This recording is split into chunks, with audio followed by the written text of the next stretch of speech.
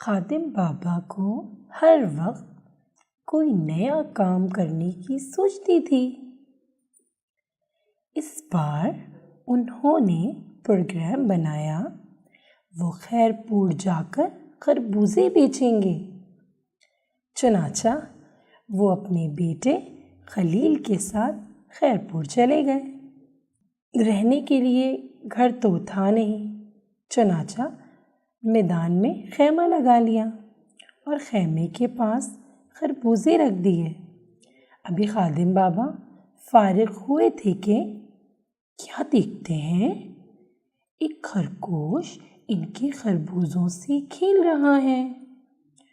वो डंडा उठाकर खरगोश के पीछे भागे।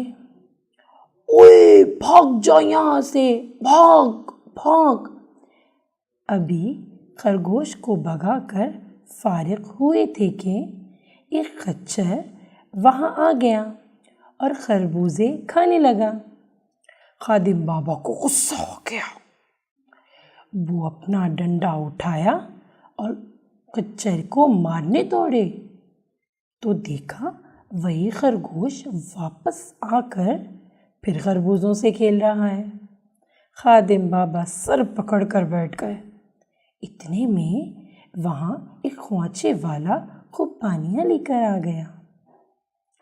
खादिम बाबा के बेटे ने जब ख्वाचे वाले को देखा तो कहा, बाबा बाबा मुझे खूब पानियाँ दिला दीजिए। मगर खादिम बाबा तो डंडा लेकर खच्चर के पीछे भाग रहे थे।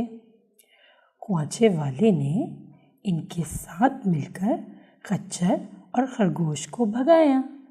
फिर खादिम बाबा ने ख्वाचे वाले को खरबूजा दिया और ख्वाचे वाले ने इनको खूब पानियाँ दी।